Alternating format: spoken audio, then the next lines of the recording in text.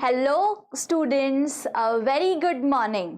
और आज हम फिर से मिले हैं एक और जो कि हमारा 4th लेक्चर है उसके लिए, जो टीचिंग एप्टीट्यूड की हमारी जो सीरीज चल रही है उसका आज 4th लेक्चर है, जिसमें मैं आपसे जो हमारे आगे के कॉन्सेप्ट्स हैं जैसे फैक्टर्स जो अफेक्ट करते हैं टीचिंग को वो, और मेथड्स कौन कौन सी हम यूज कर सकते हैं टीचिंग के लिए वो, ये सारी चीजें आज मैं आपसे डिस्कस करने वाली हूँ। Okay, so before we move ahead with our further discussion and start the actual topic, मैं आपको कुछ चीजें बताना चाहूंगी IFS के बारे में। सी, अगर आप CSIR नेट गेट सेट किसी की भी प्रिपरेशन कर रहे हो और आप जनरल एप्टीट्यूड की प्रिपरेशन करना चाहते हो तो हमारे पास ऑनलाइन क्लासेस भी अवेलेबल है, ऑनलाइन टेस्ट सीरीज भी है जिसके थ्रू आप आपकी बहुत ज़्यादा से ज़्यादा प्रैक्टिस कर सकते हैं। और जब आप टेस्ट सीरीज सॉल्व करते हैं तो आपको उसके सल्यूशन भी प्रोवाइड किए जाते हैं। एंड हमारे पास स्टडी मटेरियल भी है जिसमें जनरल एप्टीट्यूड रिलेटेड हर एक कॉन्सेप्ट को बहुत अच्छी तरीके से सॉल्व किया है और उसमें हमें प्रीवियस ईयर क्वेश्चंस भी हमने दिए गए हैं ताकि आपको पता चले कि एग्जैक्टली क्वेश्चंस कैसे पूछे गए थे प्रीवियस ईयर में, कौन कौन से क्वेश्चंस पूछे गए थे, कौन से टॉपिक पे से कितने ज़्यादा क्वेश्चंस आए थे, ये सब का थॉरो एनालिसिस हमने हमारी बुक्स में किया है which is being provided to you.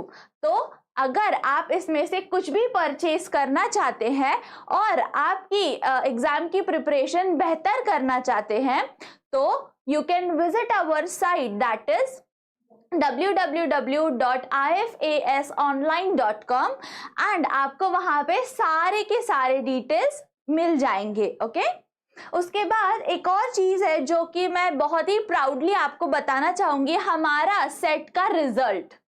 You can see here कि कितने सारे स्टूडेंट्स ने हमारे इंस्टीट्यूट के थ्रू उनका सेट क्वालिफाई किया है। ओके, तो this is a very good thing.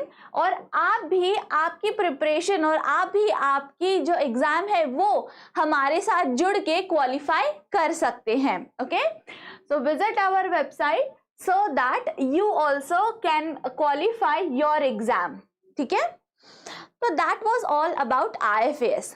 अब हम स्टार्ट करेंगे हमारा न्यू टॉपिक जिसका नाम है factors affecting teaching.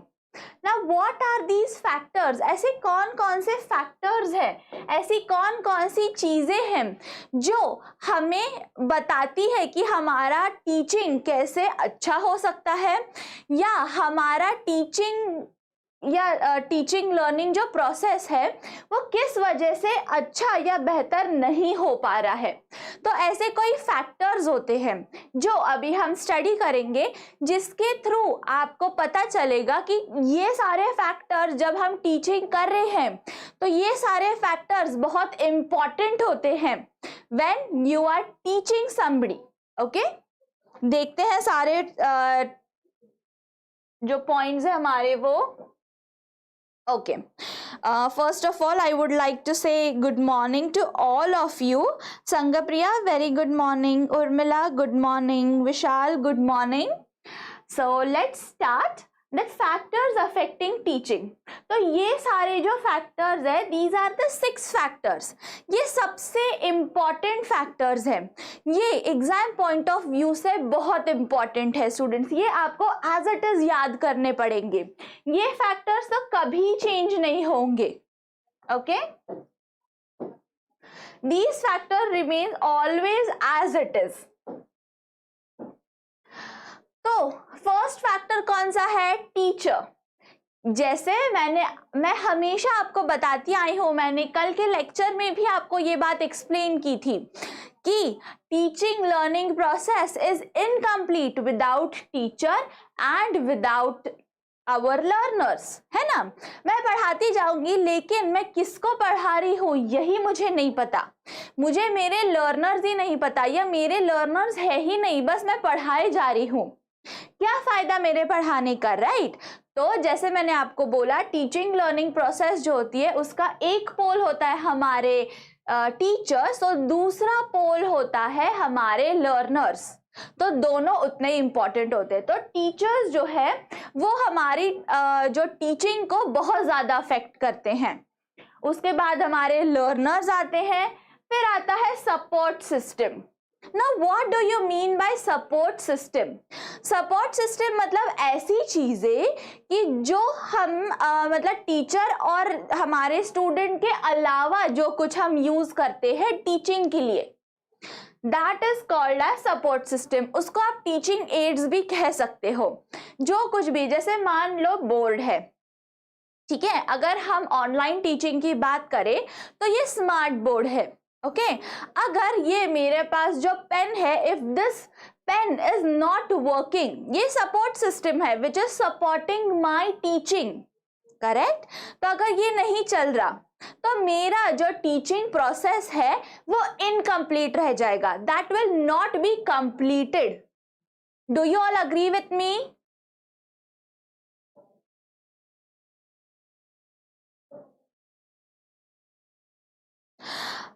Okay Rajmi, I would like to tell you कि आप जो आपको यहाँ पे लिंक्स प्रोवाइड की गई हैं, आप उनके ऊपर जाइए, आपको जो कॉन्टैक्ट नंबर प्रोवाइड किया गया है उन पे आप कॉल कीजिए और उनको आपकी डाउट्स जो कुछ भी है वो पूछिए। आई एम डेफिनेटली श्योर वो आपके सारे डाउट्स क्लियर करेंगे। ओके आपको जो कुछ भी बुक चाहिए है, जो कुछ भी चाहिए है, वो आप उनको बोल सकते हैं and they will provide you. Okay so yes, everybody agrees with me। इसीलिए सपोर्ट सिस्टम भी बहुत ज्यादा अफेक्ट करता है टीचिंग को। नेक्स्ट आता है इंस्ट्रक्शनल फैसिलिटीज। इंस्ट्रक्शनल फैसिलिटीज जो होती है वो आती है हमारे जो एनवायरमेंटल फैसिलिटीज होती है उसी में ये भी कंसिडर होती है। It is similar to the support system also, कि जो हमारा ओवरऑल एनवायरमेंट होता है टीचिंग के लिए, जो लायक पोषक एनवायरमेंट जो लगता है वो होना, जैसे अच्छा इंफ्रास्ट्रक्चर होना, फिर जो कुछ भी बच्चों के लिए बैठने के लिए अच्छी व्यवस्था होना, टीचर को पढ़ाने के लिए अच्छी व्यवस्था होना, ये सारी चीजें भी, ये सारे फैक्टर्स भी अफेक्ट करते हैं टीचिंग को। फिर आता है लर्निंग एनवायरमेंट। एनवायरमेंट कैसा होना चाहिए पढ़ने के लिए, जैसे मैंने आपको कल भी बताया था, क्या आप मार्केट में पढ़ सकते हैं? क्या सब्जी की जो मार्केट होता है, क्या आप वहां पे बैठ के पढ़ाई कर सकते हो? क्या मैं वहां पे आपको पढ़ाऊंगी तो आपको बातें समझ आएंगी? बिल्कुल नहीं समझ आएंगी। तो उसके लिए मुझे क्या करना पड़ेगा, मुझे आपको ऐसे एनवायरनमेंट में पढ़ाना पड़ेगा। मान लो आपके घर में गेस्ट्स आए हैं, आप तो ऑनलाइन ही पढ़ रहे हो, लेकिन गेस्ट हैं, उनके छोटे छोटे बच्चे हैं, वो बहुत शोर कर रहे हैं आपके आजू बाजू। क्या आप उस पूरे सिचुएशन में, उस सराउंडिंग में पढ़ सकते हो? ऑब्वियसली नहीं पढ़ पाओगे आप, राइट। तो आपको क्या लगेगा, एक शांति वाली प्लेस लगेगी उसी एनवायरनमेंट में। तो इसीलिए आपके घर में स्टडी रूम अलग होता है। या आप कहाँ बैठ के पढ़ते हो? जहाँ पे सब लोग हैं वहां पे बैठ के आप नहीं पढ़ते, जहाँ पे कोई नहीं होता वहां पे बैठ के आप पढ़ते हो। क्यों? ताकि आपका कंसंट्रेशन अच्छा हो, राइट। तो वो एनवायरनमेंट आप ढूंढते हो जहाँ पे बैठ के आप आपकी पढ़ाई कर सकते हो। ओके तो that is one thing, that is learning environment चाहिए। And the last thing is institution. Institution भी जरूरी है। क्यों इंस्टीट्यूशन जरूरी है? क्योंकि तभी तो आपको पता चलेगा सिलेबस क्या होता है, या फिर जो कुछ भी बाकी अदर रिलेटेड चीजें होती है, जैसे मैनेजमेंट है, प्रॉपर मैनेजमेंट जो होता है वो, या टीचर्स भी जब पढ़ाते हैं उनका भी ओवरऑल स्ट्रक्चर, टाइम टेबल, ये सारी चीजें कैसे मैनेज होंगी? It will be only manage by an institution. जैसे अगर मान लो कोई एक प्रॉपर स्ट्रक्चर नहीं है, इंस्टीट्यूशन नहीं है, तो अलग अलग टीचर एक ही टाइम पे आपको पढ़ाने आ जाएंगे, तो उसका क्या फायदा हुआ? तो आप किसी एक लेक्चर पे कॉन्सेंट्रेट कर ही नहीं पाओगे, राइट। तो वो प्रॉपर टाइम टेबल मैनेज करता है इंस्टीट्यूशन। कि इसके बाद ये होना चाहिए, उसके बाद वो होना चाहिए। सब कुछ जो आपका एजुकेशन है, जो आपका टीचिंग है, वो सिस्टमैटिक करने का काम इंस्टीट्यूशन करता है। ओके, इसीलिए इंस्टीट्यूशन भी बहुत ज्यादा अफेक्ट करता है आपके टीचिंग को। Okay, so now what we are going to do is, अब टीचर, लर्नर, ये तो ऐसे जनरल आइडियाज हो गए। हम अब क्या करने वाले हैं, हम हर एक कॉन्सेप्ट को डिटेल में देखने वाले कि उसके सब पॉइंट्स क्या क्या है। ओके,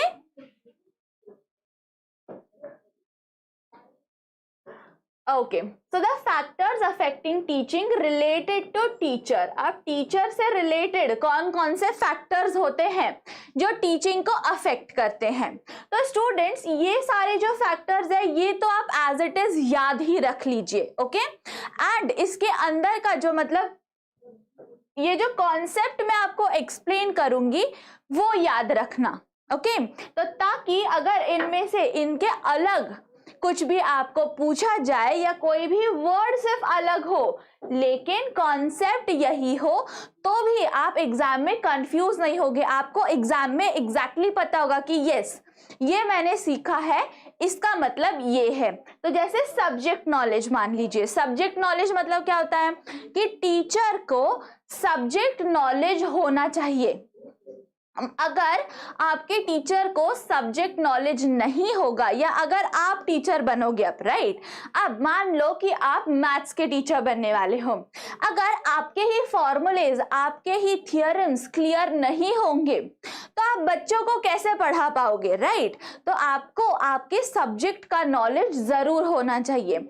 अगर आपके पास आपके सब्जेक्ट का नॉलेज नहीं होगा तो क्या होगा, आपकी टीचिंग पे उसका अफेक्ट पड़ेगा।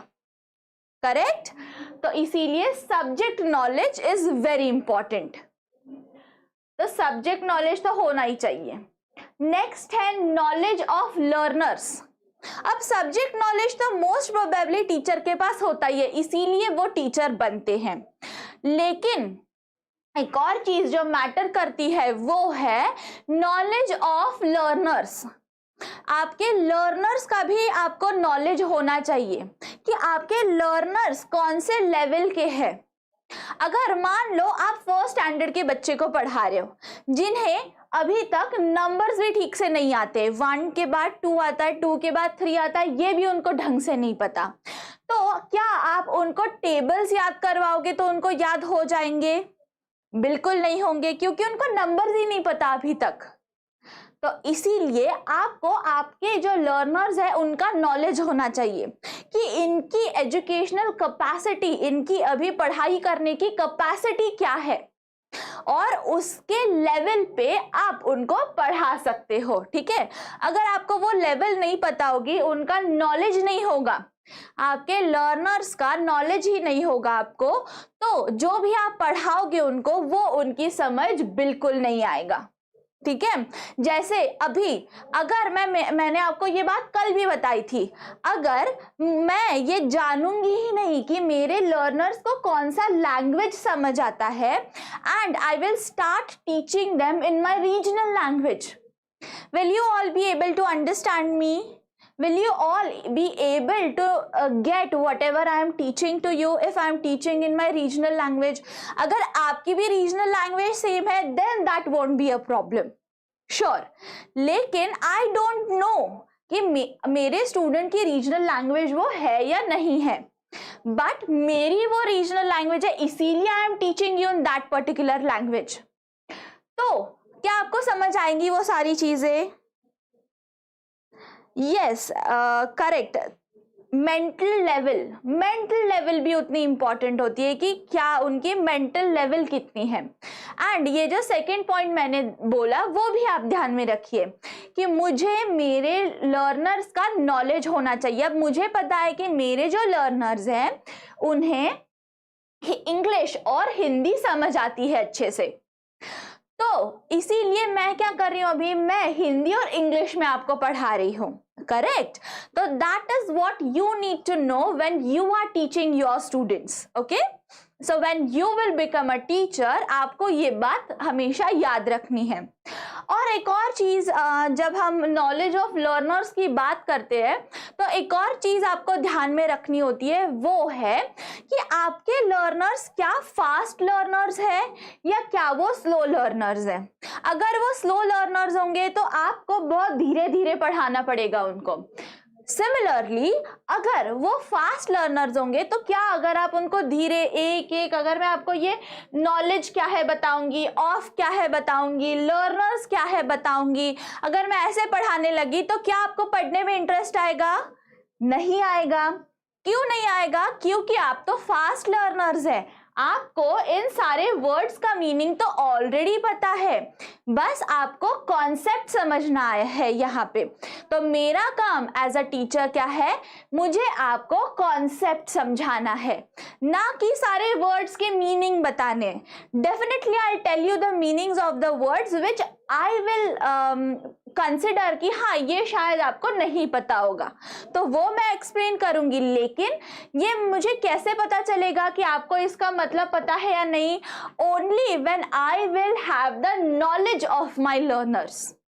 ओके, तो ये हमारे लर्नर्स का नॉलेज हमारे पास होना बहुत इंपॉर्टेंट होता है। नेक्स्ट जो है वो है teaching skills. Now what do you understand by the teaching skills? Teaching skills जो होती है उसमें आता है proficiency,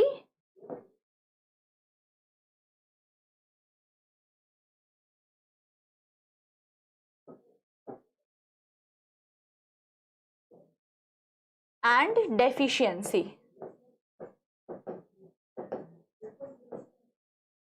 ठीक है,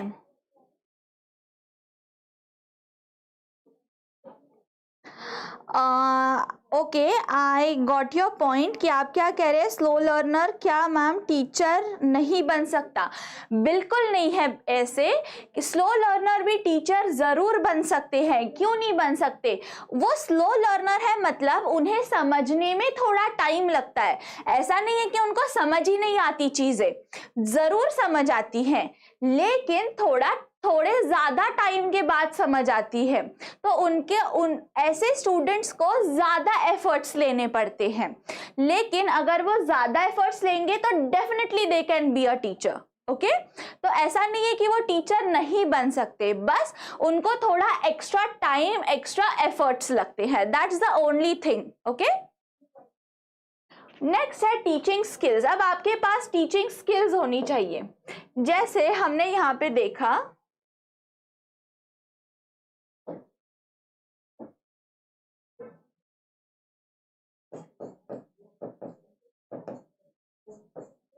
ठीक है।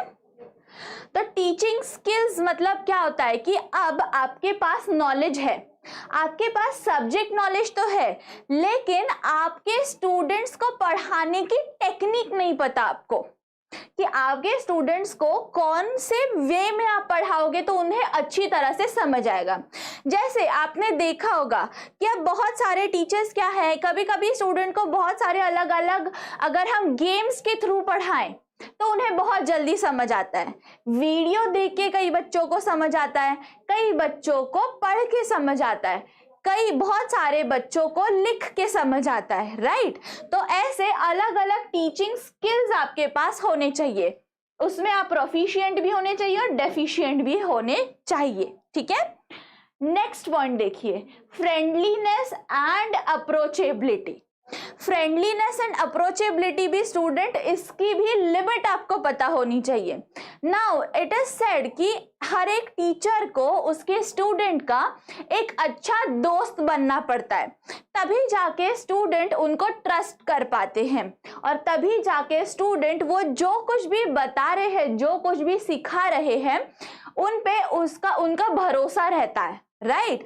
तो आपको वो फ्रेंडलीनेस मेंटेन करने आना चाहिए, लेकिन उसकी भी एक लिमिट होती है। ऐसा ना हो कि जैसे आप आपके दोस्तों के साथ बात करते हो उसी तरह से आप आपके टीचर के साथ भी बात करो, ओके तो वो तो गलत हो जाएगा। Respect should be given at the same time, तो रिस्पेक्ट भी उतनी देनी है और फ्रेंडलीनेस भी उतना ही रखना है।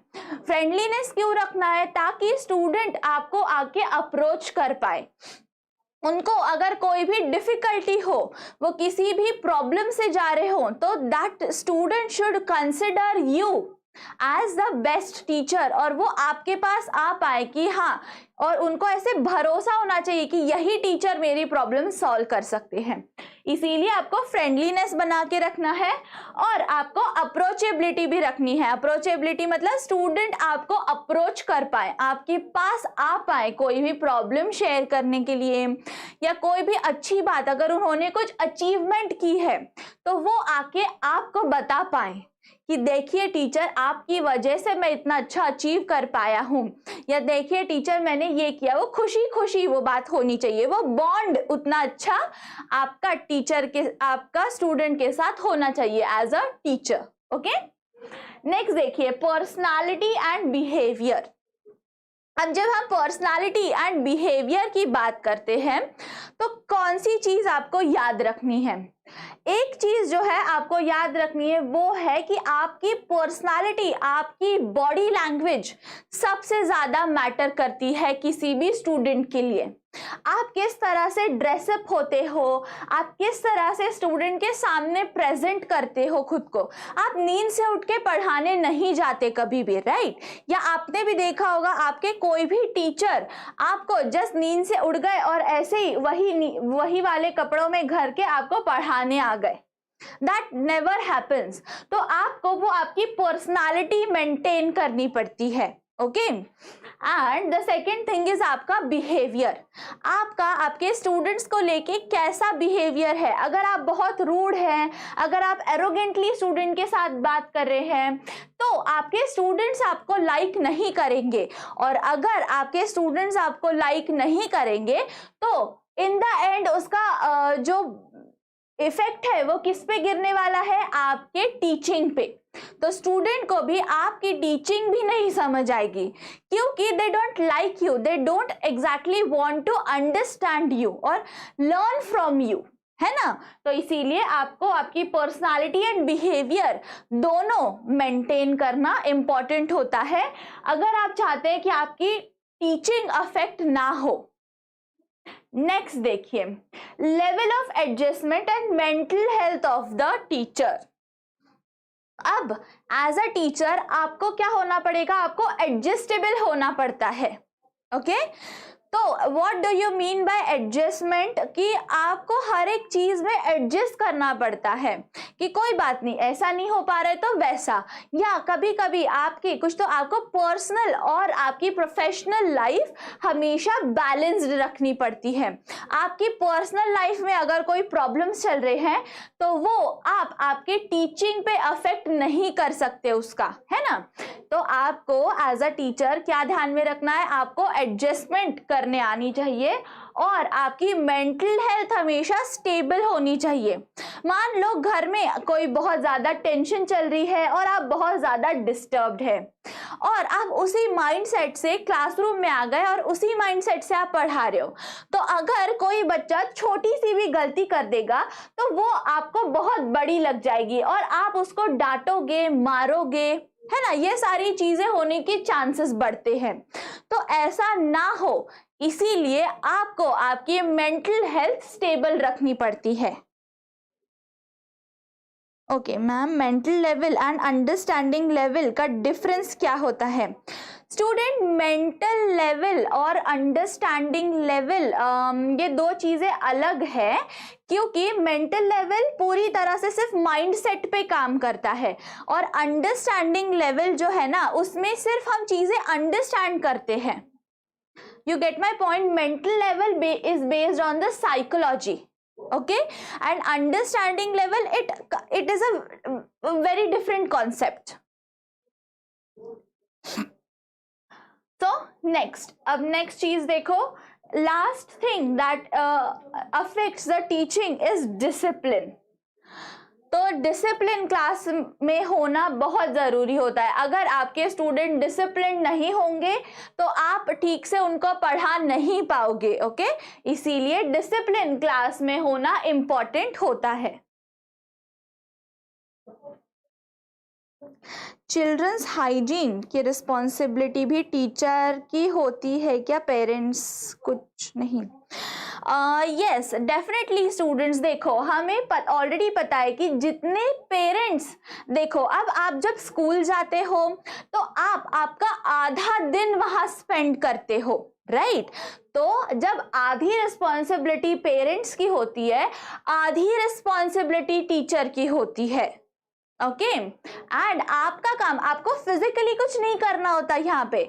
आपको जैसे जो हमारे पेरेंट्स होते हैं वो फिजिकली करते हैं हेल्प स्टूडेंट को हर चीज में, लेकिन आपको एज अ टीचर आपका काम होता है कि बस आप उनको मेंटली सपोर्ट करो, क्योंकि आपने देखा है कि आधा ही टाइम वो घर पे होते हैं और आधा टाइम तो बच्चे स्कूल में ही होते हैं।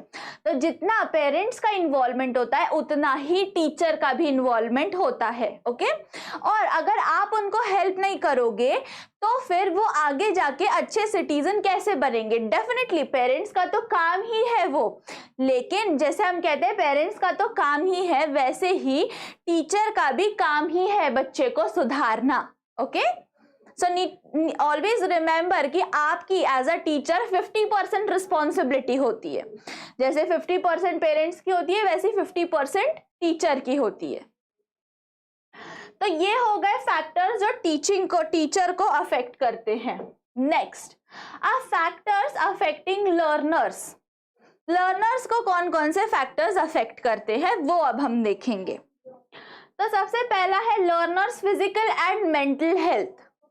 तो अब जैसे हमने टीचर का फिजिकल एंड मेंटल हेल्थ की बात की, वैसे ही लर्नर का भी physical and mental health important है। अगर बच्चा डिस्टर्ब है किसी चीज को लेके और उसका कंसंट्रेशन नहीं हो पा रहा है क्लासरूम में, तो आप जो कुछ उसको पढ़ा रहे हो वो उसको समझ नहीं आएगा। इसीलिए स्टूडेंट की फिजिकल और मेंटल हेल्थ बहुत अफेक्ट करती है। जैसे आपने देखा होगा छोटे बच्चे जो स्कूल में होते हैं, अगर उनका पेट दर्द कर रहा है, उनका सिर दर्द कर रहा है, उन्हें सर्दी हो गई है, तो मतलब ये सारी क्या है, फिजिकल प्रॉब्लम्स है, तो वो क्लासरूम में ध्यान ही नहीं दे पाते। जो भी टीचर पढ़ा रही है उनकी तरफ उनका बिल्कुल ध्यान नहीं होता, वो अपने में ही लगे होते हैं, राइट? तो इसीलिए ये भी आपको देखना इंपॉर्टेंट है। अगर उनका मेंटल और उनका फिजिकल हेल्थ ठीक नहीं है तो that is in the end going to affect the teaching. Okay, next देखो, बेसिक पोटेंशियल ऑफ लर्नर। आपके पास बेसिक पोटेंशियल होना चाहिए कुछ भी सीखने का। बेसिक पोटेंशियल मतलब कुछ भी बेसिक रिक्वायरमेंट जो होती है वो। ओके, नेक्स्ट है level of aspiration and achievement motivation. Now what do you mean by aspiration? कि आपके पास वो कुछ भी अचीव करने का एम्बिशन होना चाहिए, ठीक है? अगर आपके पास वो एम्बिशन होगा, जैसे अभी ले लो, अभी आपके पास सेट या नेट क्वालिफाई करने का एम्बिशन है कि यस मुझे ये क्वालिफाई करनी ही है, इसीलिए आप उसके लिए हार्डवर्क कर रहे हो, उसके लिए बहुत पढ़ाई कर रहे हो, तो उसका रिजल्ट आपको अच्छा मिलेगा। अगर आपके पास एम्बिशन नहीं होगा तो आप जो कुछ भी पढ़ोगे, जो कुछ भी आप हार्डवर्क कर रहे हो, उसका रिजल्ट आपको नहीं आएगा। ओके, तो जैसे अगर हमें कम मार्क्स मिलते हैं तो हम क्या कहते हैं, कहीं तो मेरी प्रिपरेशन कम पड़ गई, कहीं तो मेरी विल पावर कम पड़ गई, तो नेक्स्ट टाइम मैं और हार्डवर्क करूंगा या करूंगी, राइट?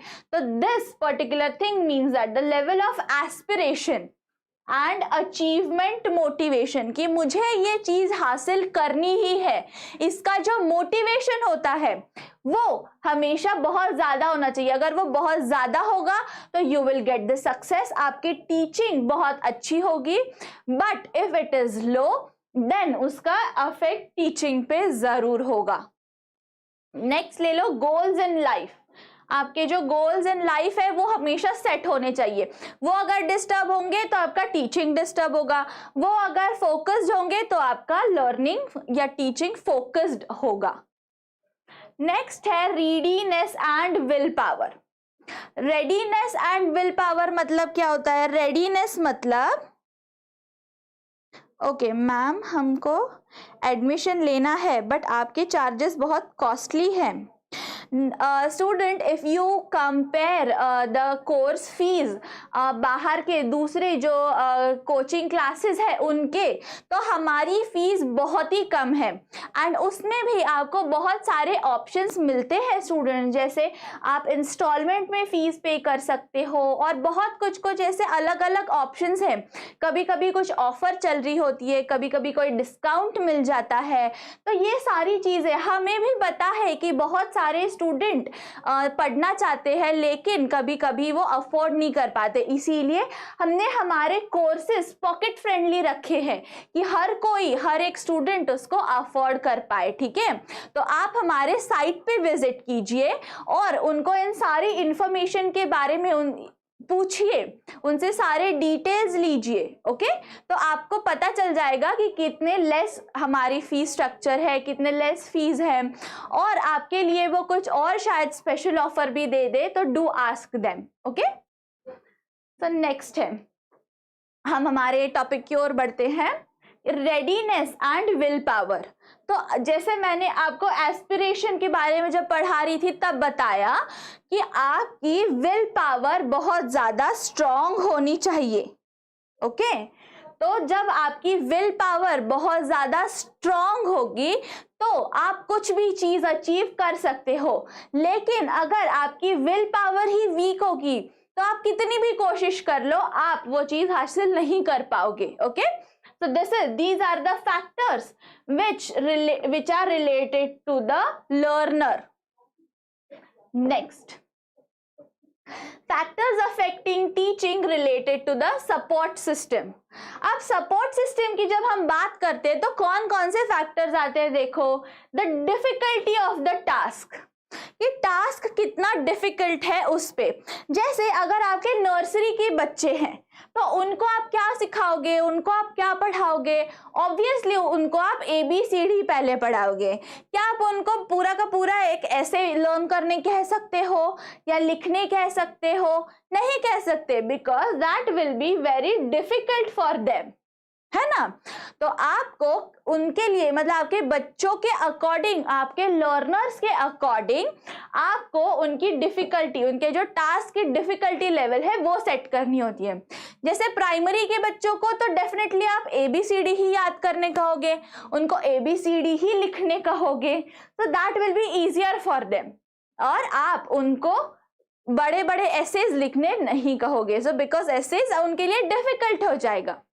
तो दिस इज वन थिंग कि तो अगर उनको वो चीज डिफिकल्ट लग जाएगी तो वो पढ़ाई नहीं करेंगे, है ना। तो इसीलिए ये चीज हमारे टीचिंग पे अफेक्ट कर सकती है। नेक्स्ट है लेंथ ऑफ द टास्क।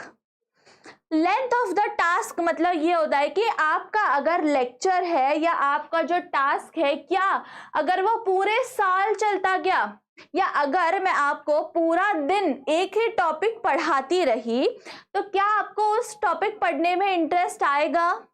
बिल्कुल नहीं आएगा, क्योंकि that will become boring for you, right. तो मुझे जैसे हम आपने देखा होगा जो हम लेक्चर स्ट्रक्चर्ड होते हैं वो 1 घंटे 2 घंटे 2.5 घंटे तक के स्ट्रक्चर्ड होते हैं, क्योंकि आपकी मेंटल कैपेसिटी होती है ग्रास्प करने की चीजों की, वो उतनी होती है। अगर उससे ज्यादा एक्सीड होता गया तो that will be a burden for you, और आप जो हम पढ़ाना चाहते हैं वो आप सीख ही नहीं पाओगे, तो उसका क्या यूज हुआ, राइट। तो इसीलिए आपको क्या याद रखना है, लेंथ ऑफ द टास्क कितना होना चाहिए। तो जैसे अगर आप हायर एजुकेशन में हो तो आपके लिए 2 घंटे अच्छे खासे, मतलब वो उतना होना ही चाहिए टाइम स्पैन। लेकिन अगर आप फर्स्ट और या सेकंड स्टैंडर्ड में पढ़ रहे हो और मैं आपको 2 घंटे पढ़ाऊंगी तो आप डेफिनेटली बोर हो जाओगे, आपका ध्यान ही नहीं लगेगा, क्योंकि उस एज में बच्चों की पढ़ने की कैपेसिटी उतनी नहीं होती, है ना। तो इसीलिए आपको क्या याद रखना है कि लेंथ कितनी होनी चाहिए आपके टास्क की। उसके बाद मीनिंगफुलनेस ऑफ द टास्क। क्या वो उस स्टूडेंट के लिए मीनिंगफुल है? जैसे अगर आप मान लो आप लाइफ साइंस के स्टूडेंट्स हो, ओके, और अगर मैं आपको मैथ्स पढ़ाती रही, जनरल मैथ्स की नहीं बात कर रही मैं आपको एकदम डिफिकल्ट थ्योरम्स पढ़ा रही हूँ, अलग अलग आपको फॉर्मूलेस बता रही हूँ, तो क्या वो आपके लिए मीनिंगफुल होगा? कैन यू टेल मी, क्या वो आपके लिए मीनिंगफुल होगा?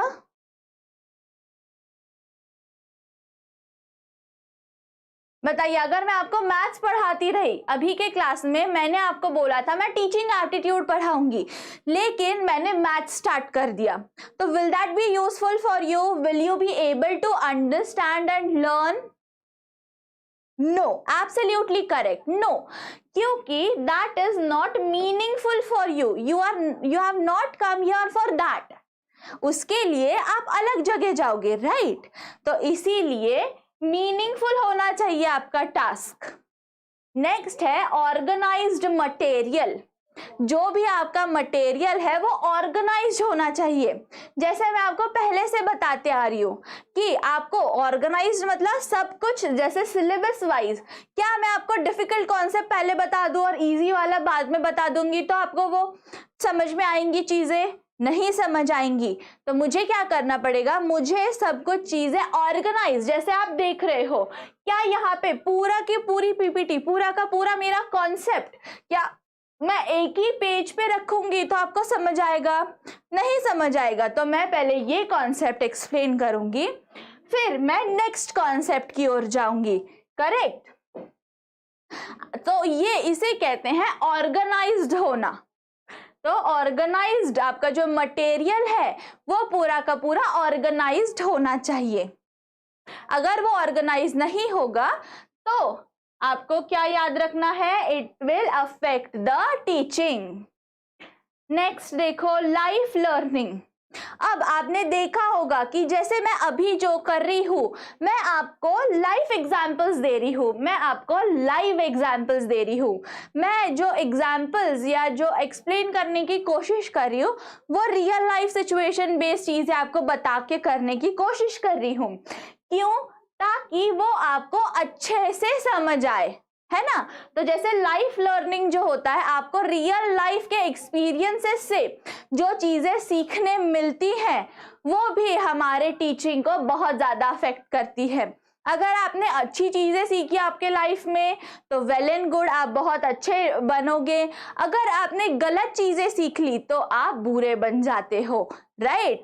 तो इसीलिए लाइफ लर्निंग भी बहुत एक इम्पॉर्टेंट फैक्टर है जो हमारी टीचिंग को अफेक्ट करता है, and it is related to the support system. Okay, next, factors affecting teaching related to instructional facilities and environment। जैसे ये सारी चीजें तो बहुत ही सिंपल है, there is nothing much to explain. जैसे क्लासरूम है, ये सारे इंफ्रास्ट्रक्चर में आती हैं ये सारी चीजें, इसीलिए हम क्या कहते हैं? इंस्ट्रक्शनल फैसिलिटीज कहते हैं इन्हें।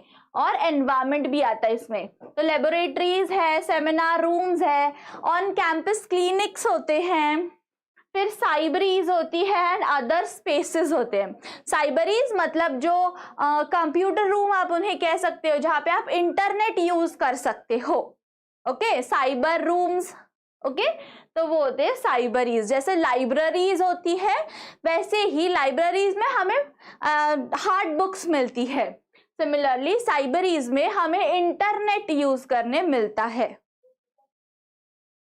नेक्स्ट देखिए, this is the last factor that affect our teaching, that is the institution।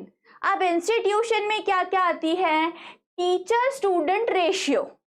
Okay, अब ये टीचर स्टूडेंट का रेशियो देखना बहुत इंपॉर्टेंट होता है। जैसे मान लो अगर एक क्लासरूम में 500 to 1000 स्टूडेंट्स बैठे हैं और टीचर एक ही है, तो will she or he be able to teach the whole class, whole crowd? Obviously नहीं, वो उस टीचर के लिए बहुत डिफिकल्ट हो जाएगा, राइट? तो आपको क्या करना पड़ेगा? इसीलिए क्या होते हैं, देखो आपके स्कूल्स में डिविजन्स होते हैं अलग अलग, है ना? Division A, division B, division C, और हर एक डिवीजन में सेम नंबर ऑफ स्टूडेंट्स होते हैं। तो उसकी वजह से क्या होता है कि वो स्टूडेंट्स डिवाइड हो जाते हैं और टीचर को भी पढ़ाने में आसानी होती है। या मान लो सिर्फ एक ही स्टूडेंट है और टीचर 4-4 है, तो कंफ्यूज हो जाएगा वो स्टूडेंट, कौन से टीचर का सुनूं मैं, राइट। इसीलिए teacher student ratio is important. Next देखो, quality of teachers and their commitments. Quality, teacher की जो क्वालिटी होती है वो भी मेंटेन करनी उतनी ही जरूरी होती है, ओके। उसके बाद इंफ्रास्ट्रक्चर, जो हमने पहले ही देख लिया, इंस्टीट्यूट में इंफ्रास्ट्रक्चर होना ही चाहिए। उसके बाद adopted teaching methods. Adopted teaching methods मतलब जो हमने कहीं और से अडॉप्ट की है, कहीं और से बोरो की है, ओके। ऐसे टीचिंग मेथड्स भी अफेक्ट करती है। तो जैसे मान लो स्मार्ट बोर्ड, ये इंडिया में पहले नहीं था, later on it came up. Online teaching ये इंडिया में पहले प्रेजेंट नहीं था, बाद में ये डेवलप हुआ, तो ये हमारी एडॉप्टेड टीचिंग एड है, ओके। Next, management. जैसे मैंने आपको ऑर्गेनाइजेशन के जब बारे में बात कर रही थी मैं, तब आपको समझाया था कि ये जो मैनेजमेंट है ये बहुत जरूरी होता है। अगर चीजें कोई मैनेज करने के लिए ही नहीं होगा तो सब कुछ अलग अलग होते जाएगा। इसीलिए मैनेजमेंट एक बहुत इंपॉर्टेंट फैक्टर होता है इंस्टीट्यूशन में। फिर इंस्टीट्यूशनल अचीवमेंट्स, जैसे इंस्टीट्यूट इंटर स्कूल ले लो, इंट्रा स्कूल ले लो, ऐसे अलग अलग अचीवमेंट्स करते हैं through different competitions, through different tournaments, अलग अलग चलते रहते हैं। उसमें उनको कप मिलता है या उनको अलग अलग गिफ्ट्स मिलते हैं, सर्टिफिकेट्स मिलते हैं। तो ये सारी चीजें जो है इंस्टीट्यूशन के लिए एक अचीवमेंट होता है और इस अचीवमेंट से उनको कॉन्फिडेंस मिलता है और बेहतर परफॉर्म करने का, राइट, और अच्छा इससे बढ़िया कुछ तो करने का। और इसी से क्या होता है, डेवलपमेंट होता जाता है। अगर अचीवमेंट जीरो होंगी तो डेवलपमेंट भी जीरो हो जाएगा।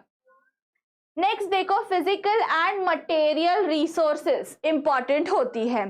जैसे अगर आपको फुटबॉल खेलना है, बहुत बड़ा ग्राउंड है आपकी स्कूल में, लेकिन फुटबॉल ही नहीं है, तो आप कैसे खेल पाओगे, या नेट ही नहीं है तो कैसे खेल पाओगे। इसीलिए ये फिजिकल एंड मटेरियल रिसोर्सेस लगते हैं एक किसी भी इंस्टीट्यूट में।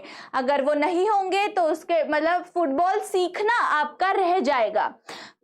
उससे क्या हुआ, आपके टीचिंग, मतलब ये भी सीखना ही है ना, एक प्रकार का टीचिंग है ये। फुटबॉल टीचिंग, फुटबॉल कैसे खेलते हैं वो सिखा रहे थे आपके टीचर, लेकिन फुटबॉल ही नहीं है तो आप कैसे सीखोगे, राइट। तो ये सारे फैक्टर्स जो है वो हमारे इंस्टीट्यूट रिलेटेड है, जो हमारे टीचिंग को अफेक्ट करते हैं। Now tell me, do you have any doubt, anything you want to ask me? कोई भी डाउट है फैक्टर्स अफेक्टिंग टीचिंग में?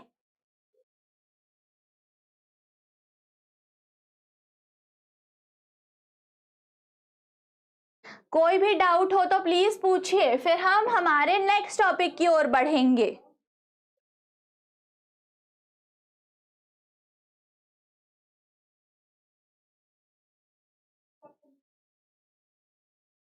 ओके, कोई डाउट नहीं है, ठीक है।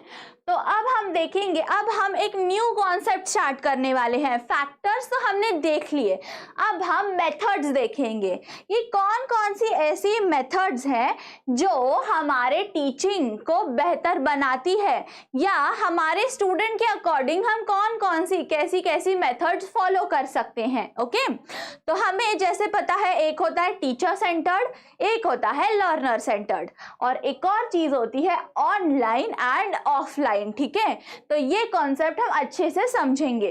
तो यहाँ पे आपको इमेज देखने मिल रही होगी, you can see the whole image properly, जिसमें आप देखिए कि सबसे पहले जो इमेज है वो ग्रीक बेस्ड इमेज है कि सबसे पहले टीचिंग कैसे होता था, रियल लाइफ बेस्ड टीचिंग होता था, या कोई तो ऐसे गॉड देव देवता होते थे जो किसी भी रियल इंसिडेंट से सिखाते थे बाकी लोगों को, ठीक है। उसके बाद थोड़े से चेंजेस आए, फिर हमारे पास बुक आई, ठीक है। फिर यहाँ पे देखिए एक ही बुक है टीचर के पास और एक ही बुक में से सारे बच्चे पढ़ रहे हैं, है ना। तो बुक तो एक ही है, क्योंकि ये बुक्स क्या होती थी, हैंड रिटन होती थी, तो बहुत सारी कॉपीज एक ही बुक की लिखना वाज नॉट पॉसिबल। तो लेकिन इससे हम यहाँ पे इवॉल्व हुए, हमारा इवोल्यूशन हुआ, हमारा प्रोग्रेस हुआ यहाँ पे कि हमारे पास एटलीस्ट बुक आई। उसके बाद हमने क्या इवोल्यूशन किया कि हर एक स्टूडेंट के पास बुक आ गई। और यहाँ पे देखिए बच्चे नीचे बैठे हैं, वेरएज यहाँ पे बच्चों के पास टेबल भी आ गए, है ना। बट उनके पास देखिए एक ही टेबल पे बहुत बच्चे बैठे हैं और कुछ भी ऑर्गेनाइज्ड नहीं है, लेकिन अब हर बच्चे के पास अलग बुक है और बैठने के लिए बेंच भी है। And the next and the last and the most followed method nowadays is this particular। देखिए यहाँ पे लैपटॉप रखा है, तो बच्चे किसके थ्रू पढ़ रहे हैं, आप लैपटॉप, टैब इनके थ्रू, स्मार्ट बोर्ड्स इनके थ्रू पढ़ रहे हैं। तो हमने बुक से अब लैपटॉप या टेक्नोलॉजी पे हमारा इवोल्यूशन किया है। तो ऐसे हम हमारे जो टीचिंग मेथड्स हैं वो इवॉल्व करते जा रहे हैं। ओके, तब देखो सबसे पहला कौन कौन सा होता है, teacher centred method, mixed group teaching method और लर्नर सेंटर्ड मेथड। मैं teacher centred method, mix group और लर्नर सेंटर्ड मेथड का कॉन्सेप्ट एक्सप्लेन करती हूँ। इसमें क्या होता है,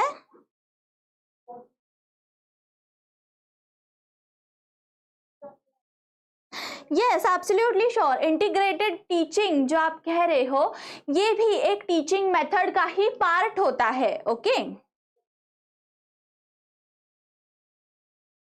यस, जैसे ऑनलाइन है, ऑफलाइन है, उसी तरह इंटीग्रेटेड टीचिंग भी एक उसका ही पार्ट है, टीचिंग ऑफ मेथड्स का एक पार्ट है।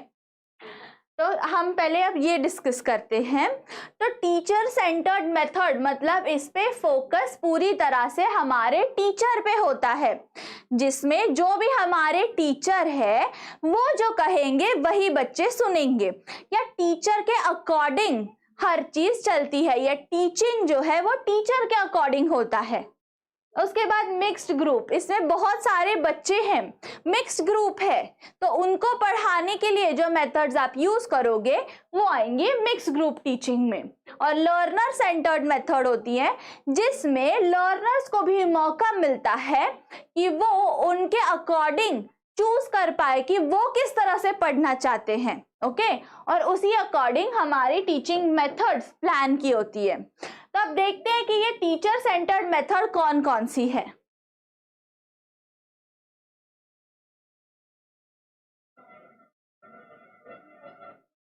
ये देखिए, तो there are 4 teacher centred method. पहला है lecture method which is the most used, जो अभी चल रहा है, जैसे मैं आपको लेक्चर दे रही हूं, है ना, तो ये है लेक्चर मेथड। नेक्स्ट है team teaching method. Team teaching method में बहुत सारे टीचर्स होते हैं और हर एक टीचर अलग अलग चीज पे वर्क करता है। ओके जैसे एक टीचर आपको सारा कॉन्सेप्ट एक्सप्लेन करेगा, एक टीचर आपसे प्रैक्टिस करवाएंगे, एक टीचर आपका इवैल्यूएशन करेंगे। ओके तो इस तरह से उसमें बहुत सारे टीचर्स इन्वॉल्व होते हैं।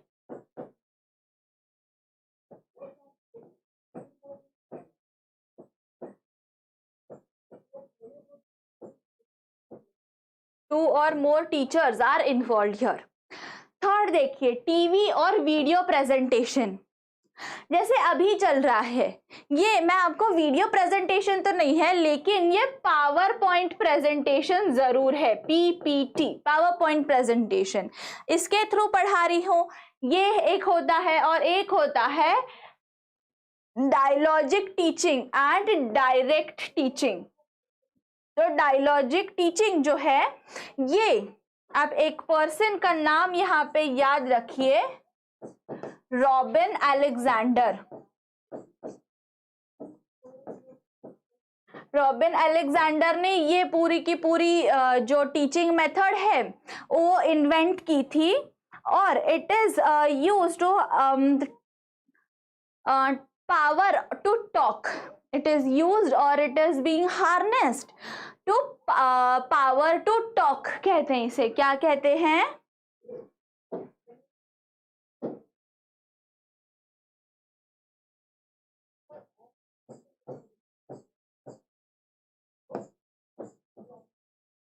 पावर टू टॉक, ठीक है, जिसमें अब डायलॉजिक टीचिंग कह रहे हैं हम यहाँ पे, तो जिसमें आपको बात करने का मौका मिलेगा एज अ लर्नर, ठीक है। तो लर्नर को भी या टीचर को भी मौका मिलता है बात करने का, वो डायलॉग्स के थ्रू पढ़ाते हैं। जैसे अभी मैं आपको पढ़ा रही हूँ, मुझे क्या मिल रहा है, मेरी पावर टू टॉक यहाँ पे हार्नेस हो रही है, राइट। तो this is what is called as dialogic teaching and direct teaching. तो ये हो गए teacher centred methods. Next, mixed group teaching methods. Group discussion आप ऑलरेडी जानते हैं, बहुत सारे ग्रुप होता है, उसमें हर एक पर्सन उसका ओपिनियन देता है। नेक्स्ट, सेमिनार होते हैं। Seminar also you are already aware of, आजकल वेबिनार्स भी होते हैं। सेमिनार मतलब एक पर्सन होता है, वो एक टॉपिक पे आपको गाइड करते हैं, कोई भी पेपर हो, कोई थीसिस हो, कोई थियोरी हो, उनके ऊपर वो आपको गाइडेंस प्रोवाइड करते हैं, that is called a seminar. फिर वहां पे जो सेमिनार होता है वो अटेंड करने वाले बहुत सारे होते हैं, बहुत लोग सेमिनार्स अटेंड करते हैं, इसीलिए उसे मिक्स्ड ग्रुप टीचिंग में कंसिडर किया जाता है। उसके बाद पैनल डिस्कशन। पैनल डिस्कशन में 6 से 8 लोग प्रेजेंट होते हैं।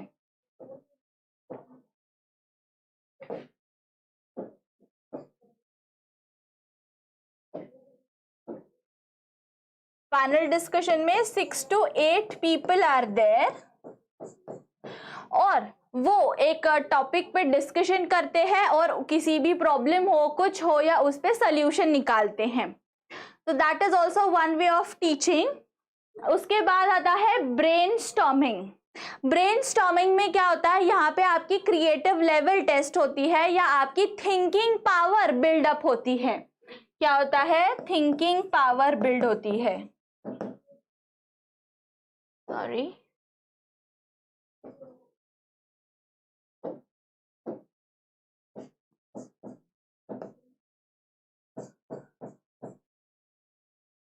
Thinking power. नेक्स्ट है प्रोजेक्ट मेथड। प्रोजेक्ट मेथड तो आप ऑलरेडी जानते हो, जिसमें आपको कोई भी एक प्रोजेक्ट दिया गया होता है और वो आपको पूरा करना होता है। वो ग्रुप प्रोजेक्ट्स भी होते हैं, जिसमें आपको एक ग्रुप दिया गया होता है और आप वो सारे मिलके आप वो प्रोजेक्ट कंप्लीट करते हो। नेक्स्ट है रोल प्लेइंग। रोल प्लेइंग में ऐसा होता है स्टूडेंट कि आपको किसी भी चीज को एक्ट करके बताना होता है। एंड लास्ट है डेमोन्स्ट्रेशन मेथड। डेमोन्स्ट्रेशन मेथड में आप वो मतलब प्रैक्टिकली आपको वो करके बतानी होती है चीज। जैसे केमिकल लैब्स में आपने देखा होगा कि केमिकल्स जो भी आपको पढ़ाया है थियरी पार्ट, वो आपको प्रैक्टिकल करवाते हैं, करके बताइए कैसे होगा ये, राइट। तो वो होता है डेमोन्स्ट्रेशन मेथड। तो हर एक को ये चीज करके बतानी होती है, तो वो ग्रुप में चलती है ये सारी चीजें, इसीलिए this is considered in mixed group teaching methods. Next देखिए, नेक्स्ट है learner centred teaching method. Learner centred teaching method में कौन कौन सी आती है, assignments. Assignments is very common, जो आज भी आप यूज करते हो। फिर आता है केस स्टडी। केस स्टडी मतलब कोई भी आपको एक टॉपिक दिया जाएगा, उसका ओवरऑल स्टडी, उसका ओवरऑल एनालिसिस जब आप करते हो, उसके हर एक एस्पेक्ट को जब आप स्टडी करते हो, उसे कहते हैं केस स्टडी। नेक्स्ट देख लो प्रोग्राम्ड इंस्ट्रक्शंस। प्रोग्राम्ड इंस्ट्रक्शंस क्या होता है, प्रोग्राम्ड इंस्ट्रक्शन में it is a highly structured system.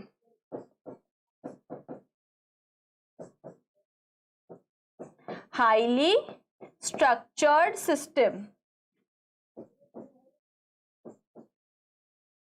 Okay. Next है पर्सनलाइज सिस्टम ऑफ इंस्ट्रक्शन।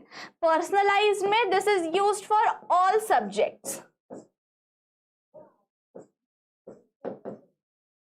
ठीक है। ये आप पर्सनली चूज कर सकते हो। ये प्रोग्राम इंस्ट्रक्शन होता है कि पूरा प्रोग्राम हाईली स्ट्रक्चर्ड होता है, उसका स्ट्रक्चर रेडी होता है, बस आपको वो फॉलो करना पड़ता है। और पर्सनलाइज सिस्टम ऑफ इंस्ट्रक्शन मतलब आप खुद चूज कर सकते हो आपके इंस्ट्रक्शंस कि आपको किस वे में पढ़ना है। नेक्स्ट है computer assisted learning. Computer assisted learning मतलब क्या होता है कि कंप्यूटर आपको पढ़ाता है इसमें, तो इसमें गलतियां होने के चांसेस कम हो जाते हैं। जैसे टीचर हूं, मैं टीचर हूं, अब मुझे भी पॉसिबिलिटी है, मैं एक ह्यूमन हूं, I am allowed to make mistakes, right, या मैं गलतियां कर सकती हूं। लेकिन जो कंप्यूटर असिस्टेड होता है उसमें गलतियां होने के चांसेस कम होते हैं, इसीलिए बहुत स्टूडेंट्स ये प्रेफर करते हैं। And it is handy to use, right, कहीं पे भी बैठ के आप पढ़ सकते हो, इसीलिए कंप्यूटर असिस्टेड लर्निंग होता है। फिर ओपन लर्निंग होता है, आप कहीं पे भी कभी भी कैसे भी पढ़ सकते हो यहाँ पे। फिर होता है इंटरैक्टिव वीडियो। इंटरैक्टिव वीडियोस में क्या होता है, आपको इंटरैक्टिव लेक्चर्स मिलेंगे, जैसे अभी हम कर रहे हैं। ये क्या है, इंटरैक्टिव, जहां पे मैं आपको कुछ क्वेश्चंस पूछ रही हूँ, आप मुझे आंसर्स दे रहे हो, आप मुझे कुछ पूछ रहे हो, मैं आपको जवाब दे रही हूँ। So this is called as interactive videos. But this is not means बाद में जब आप इसे देखोगे so that will be considered as interactive video. Okay, और लास्ट जो है वो बहुत ही इंपॉर्टेंट और हमेशा इसके ऊपर बहुत बार क्वेश्चन पूछे गए हैं आपके एग्जाम में, जो कि है heuristic method. Now there is a person जिनके बारे में आपको पता होना बहुत जरूरी है, वो है प्रोफेसर आर्मस्ट्रॉन्ग। ठीक है, तो जब भी ह्यूरिस्टिक मेथड की बात आती है तो ये पर्सन बहुत इंपॉर्टेंट है। इन्होंने एडवोकेट किया है ये पूरे कॉन्सेप्ट को, ये पूरे मेथड को। ठीक है, और इस पर्टिकुलर मेथड में क्या होता है कि आपको आपके क्वेश्चन के आंसर्स खुद ढूंढने होते हैं, तो जिसकी वजह से आपका जो डेवलपमेंट है वो आपके अकॉर्डिंग होता है। ठीक है, तो यहाँ पे क्या होता है कि you get a chance to choose your questions answer, और आप कोई भी रिसोर्सेज यूज कर सकते हो, कुछ भी आप देख सकते हो, लेकिन it is completely based on you. आपको आपके प्रॉब्लम्स के आंसर्स या सॉल्यूशंस ढूंढना होता है, यहाँ पे किसी भी टाइप का स्पून फीडिंग नहीं होता। Okay, and it is not teacher assisted. ठीक है, ये बात ध्यान रखिए। ये होगा लर्नर सेंटर्ड। आप देखिए कि अगर हम इनके डिफरेंस के बारे में बात करें तो नॉलेज की अगर हम बात करें तो टीचर सेंटर्ड जो होता है वो transmitted by teacher, learner centred होता है कंस्ट्रक्टेड बाय स्टूडेंट्स। नेक्स्ट देखिए कि स्टूडेंट्स पार्टिसिपेशन कैसा होता है, यहाँ पे होता है पैसिव और यहाँ पे होता है एक्टिव। रोल ऑफ टीचर यहाँ पे वो अथॉरिटी होती है, वो जो मतलब अथॉरिटी पूरी तरह से टीचर पे होती है। ओके, वो हमारे लीडर होते हैं, और यहाँ पे स्टूडेंट जो होते हैं, लर्नर में स्टूडेंट हमारे फैसिलिटेटर या लर्निंग पार्टनर होते हैं। नेक्स्ट होता है रोल ऑफ असेसमेंट। यहाँ पे फ्यू टेस्ट एंड असाइनमेंट्स होता है, दैट टू फॉर ग्रेडिंग, और यहाँ पे मेनी टेस्ट एंड असाइनमेंट्स होता है, that too for ongoing feedback. फिर देखिए एम्फेसिस किस पे होता है, लर्निंग करेक्ट आंसर्स पे पूरी तरह से एम्फेसिस होता है when we talk about teacher centred method.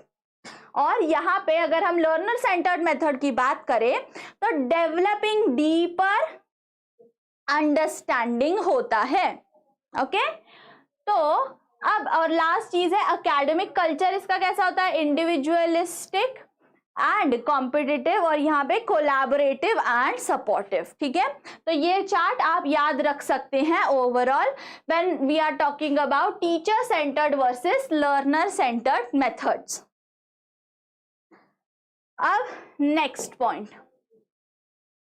Online versus offline teaching. आप यहाँ पे ये एक इमेज देख सकते हैं और ये एक इमेज देख सकते हैं। अब आप मुझे बताइए कि विच वन इज बेटर, क्या आपको क्या लगता है कौन से इसमें से बेटर है। ये जो है यहाँ पे आप देख सकते हो, ये एक स्मार्ट बोर्ड है, यहाँ पे लैपटॉप है, यहाँ पे टैब है, यहाँ पे अलग अलग सीडीज रखी हुई है। ओके, तो ये पूरा है मॉडर्न लर्निंग सिस्टम। ये कैसा है? मॉडर्न लर्निंग सिस्टम है ये।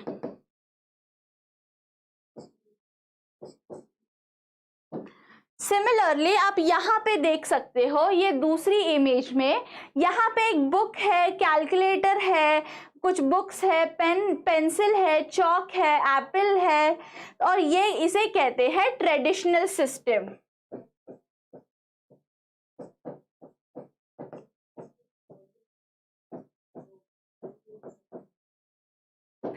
ठीक है, तो आपको क्या लगता है which one is better? Modern learning system better है या ट्रेडिशनल सिस्टम जो हम फॉलो करते हैं बुक के थ्रू, वो बेटर है? It should be blended one, combination of both. I absolutely agree with you Madhuri that it should be the blended one. इसमें ये दोनों चीजें होनी चाहिए, मॉडर्न लर्निंग सिस्टम के भी कुछ चीजें होनी चाहिए प्लस ट्रेडिशनल सिस्टम भी होनी चाहिए। दोनों का मिक्सचर जब हम लेंगे, दोनों की भी अच्छाइयाँ, जैसे जो बेनिफिट्स मॉडर्न लर्निंग सिस्टम की है वो हम फॉलो करेंगे कहीं कहीं पे, और जब वो पॉसिबल नहीं है तो ट्रेडिशनल सिस्टम भी हम फॉलो कर सकते हैं। ओके, तो ये दोनों चीजें का ब्लेंड होना चाहिए। Absolutely right answer. I am very happy with you Madhuri. तो ट्रेडिशनल टीचिंग मेथड को कहते हैं ऑफलाइन मेथड और मॉडर्न टीचिंग मेथड को कहते हैं ऑनलाइन मेथड। ठीक है, तब सबसे मेन डिफरेंस क्या है? लोकेशन। मेन डिफरेंस लोकेशन है, और दूसरा डिफरेंस क्या है? फ्लेक्सिबिलिटी, है ना। तो लोकेशन की जब हम बात करें तो जो ट्रेडिशनल मेथड है जो कि क्लासरूम मेथड है, उसके लिए आपको एक जगह पे इकट्ठा होना पड़ता है, वेयरएज जो ऑनलाइन मेथड है वो आप किसी भी दुनिया के कोने में बैठ के ले सकते हो, बट उसके लिए भी इंटरनेट कनेक्शन उस पर्टिकुलर प्लेस पे अच्छा होना चाहिए। और सेकेंड डिफरेंस है फ्लेक्सिबिलिटी, है ना। तो फ्लेक्सिबिलिटी की जब हम बात करते हैं तो कौन सी चीज आपको ध्यान में रखनी है कि फ्लेक्सिबल कैसे है कि हाँ आप ये कहीं पे भी बैठ के, अगर ऑनलाइन की बात करें तो आप कहीं पे भी बैठ के अटेंड कर सकते हो कोई भी लेक्चर, लेकिन अगर हम क्लासरूम की बात करें तो क्लासरूम का भी बेनिफिट है। आपको अगर कोई डाउट्स आ रहे हैं तो वो आप तुरंत सामने ही पूछ के क्लियर कर सकते हो, राइट। तो इसीलिए दोनों तरफ फ्लेक्सिबिलिटी तो होती ही है। नेक्स्ट, अब ये तीन कॉन्सेप्ट हम अच्छे से समझेंगे, ठीक है। तो अब जब हम ऑनलाइन, ये जो तीनों है मूक्स, स्वयं और स्वयं प्रभा, ये जो तीन चीजें हैं, these are to be considered as online portals. ये क्या है? ये ऑनलाइन प्लेटफॉर्म है लर्निंग के लिए, ठीक है। एक चीज आप हमेशा याद रखिए, ये जो मूक्स है, स्वयं प्रभा है, these all platforms are free of cost, okay. और ये प्लेटफॉर्म्स जो है, ये मूक्स तो पहले already out of India USA में यूज होता था, उसके बाद India is the second largest country who is using MOOCs for the education purpose, okay. तो ये चीज आप याद रखिए। मूक्स का फुल फॉर्म क्या है? Massive open online courses. Massive मतलब बहुत ज्यादा क्वांटिटी में जो होता है, ओपन तो बहुत ज्यादा ओपन ऑनलाइन कोर्सेज यहाँ पे आपको मिलते हैं, ठीक है। तो that is called as MOOCs. तो मूक्स क्या है? ऑनलाइन प्लेटफॉर्म है ये, ठीक है। और ये कब स्टार्ट हुआ था? This was started in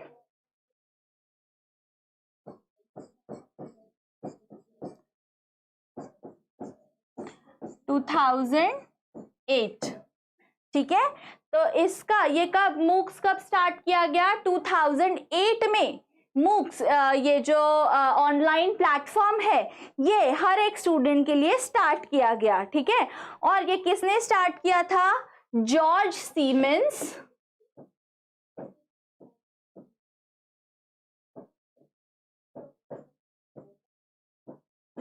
and Stephen.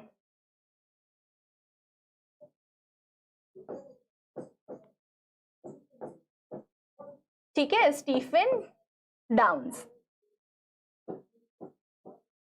इन्होंने ये पूरा प्लेटफॉर्म स्टार्ट किया था। उसके बाद अब स्वयं देखते हैं हम। जो स्वयं है, इट इज वेरी इंपॉर्टेंट चीज जो आपको हमेशा पता होना चाहिए, वो है it is made in India. तो ये एक मूक्स के अंडर आता है स्वयं। तो ये एक प्लेटफॉर्म ही है। तो मूक्स जो है ये ओवरऑल जो कॉन्सेप्ट है उसका एक पार्ट है स्वयं। और स्वयं का फुल फॉर्म क्या है? Study webs of active learning for young aspiring students. ठीक है, ये sorry young aspiring minds.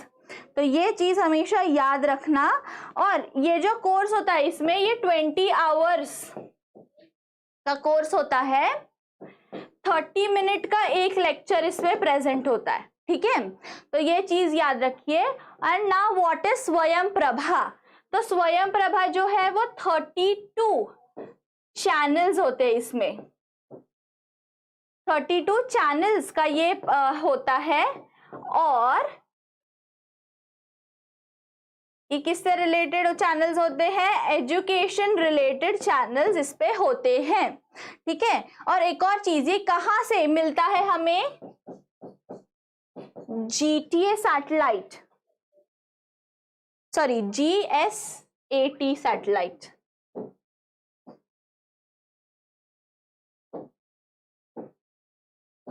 GSAT satellite से।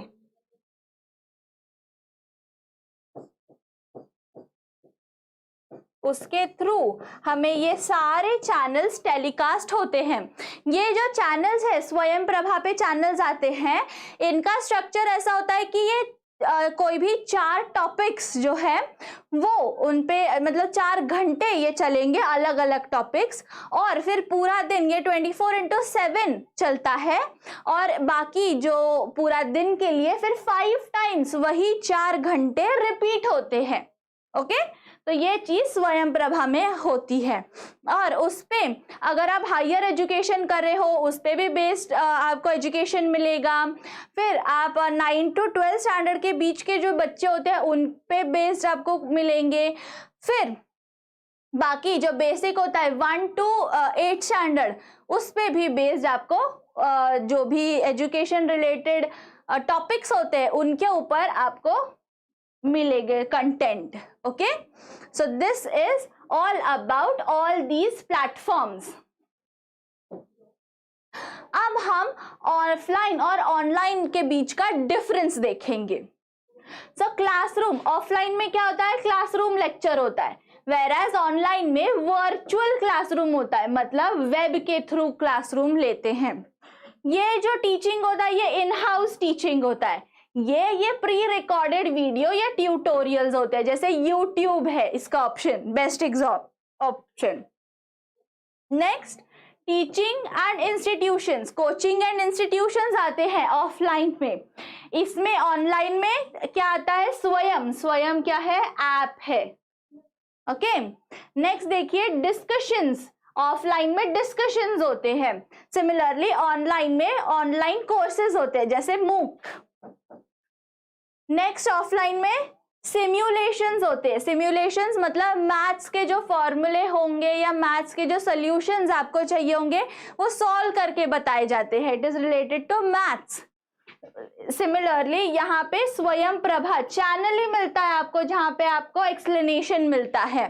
सिम्युलेशन मतलब एक्सप्लेनेशन होता है, लेकिन it is related to maths. And last thing is, इसमें जो ऑफलाइन में होता है केस स्टडी, whereas ऑनलाइन में होता है ओपन रिसोर्स, एजुकेशनल रिसोर्सेज मिलते हैं। ये भी ऑनलाइन मतलब वेब पे ही होते हैं। ओके, तो these are the differences that you need to remember when we are talking about the methods offline versus online. अब हम कुछ क्वेश्चंस प्रैक्टिस करने के लिए देखेंगे। पहला क्वेश्चन देखो, बिलो गिवन आर 2 कॉलम्स, आपको ये कॉलम ज्वाइन करने हैं। What do you think now, lecture method, इसमें से कौन से कॉलम को ज्वाइन करोगे आप, जल्दी बताइए। Read the options in the column B. Participative procedure, experience based learning, large amount of knowledge या लर्निंग टुगेदर।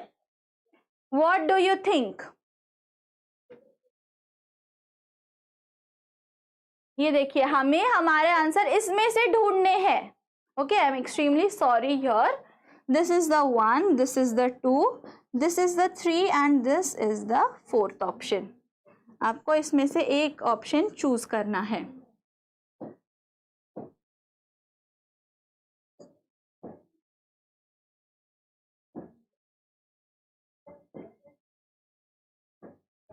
ये रहा हमारा ओवरऑल। तो क्या लगता है आपको, लेक्चर मेथड क्या होता है?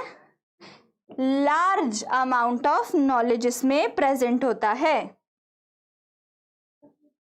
ठीक है, next demonstration method. Demonstration method में क्या होता है?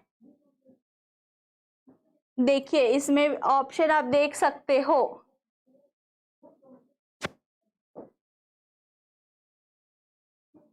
एक्सपीरियंस बेस्ड लर्निंग होता है। प्रोजेक्ट मेथड में क्या होता है? Learning together. और कोलैबोरेटिव मेथड में पार्टिसिपेटिव प्रोसीजर। तो इसमें से अब हमारा करेक्ट आंसर कौन सा है? Option number 4, which says option A is 3। Okay, somebody said 3।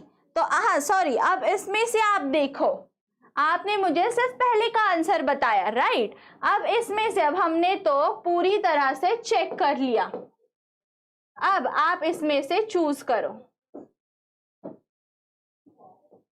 देखिए, ये रहा, मतलब A is to 3, B is to 2, C is to 4 and D is to 1। मतलब हमारा करेक्ट आंसर कौन सा है? Option number 4, that is A is to 3, B is to 2, C is to 4 and D is to 1। ठीक है, समझ में आया? अब हम नेक्स्ट देखते हैं, next question. Now massive open online courses MOOCs are, जल्दी बताइए क्या है इसका answer? Flexible and open form of self directed online learning design for mass participation, या flexible and open form of teacher directed and online learning design for mass participation, या flexible and open form of self directed offline. अब offline तो ये होता ही नहीं है, मतलब ये ऑप्शन तो हमारा कैंसिल हो गया। इसमें भी ऑफलाइन लर्निंग कहाँ है, मतलब ये ऑप्शन भी हमारा कैंसिल हो गया। मतलब अब या तो ए ऑप्शन होगा या तो बी। अब आप बताइए, क्या ये सेल्फ डायरेक्टेड होता है या टीचर डायरेक्टेड होता है?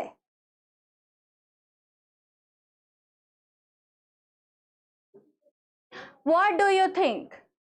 ये सेल्फ डायरेक्टेड मतलब आप डायरेक्ट कर सकते हैं, आप इसमें चूज कर सकते हैं जैसे आपको चाहिए।